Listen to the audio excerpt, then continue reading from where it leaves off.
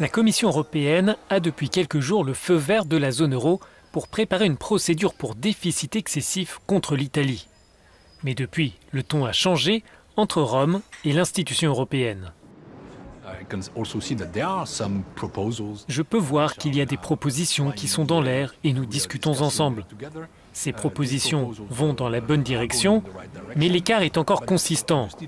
Nous ne sommes pas au bout du chemin et en parallèle, la Commission doit faire son travail, celui de préparer les décisions.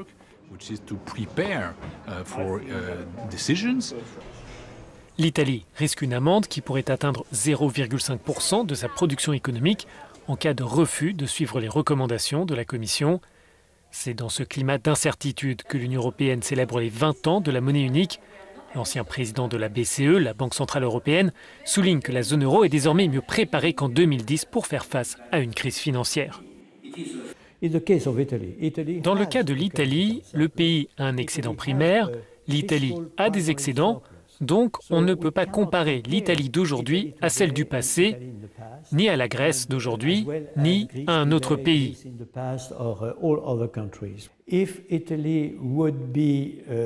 Si l'Italie était tentée par donner la plus mauvaise image possible de sa stratégie, inquiétant les investisseurs, les épargnants en Italie, en Europe et dans le reste du monde, cela jouerait contre son propre intérêt, contre l'intérêt des citoyens italiens, avec des taux d'intérêt qui s'envolent et des taux d'intérêt sur les marchés qui explosent, et non pas ceux décidés par la Banque centrale européenne, mais ceux décidés par les acteurs du marché.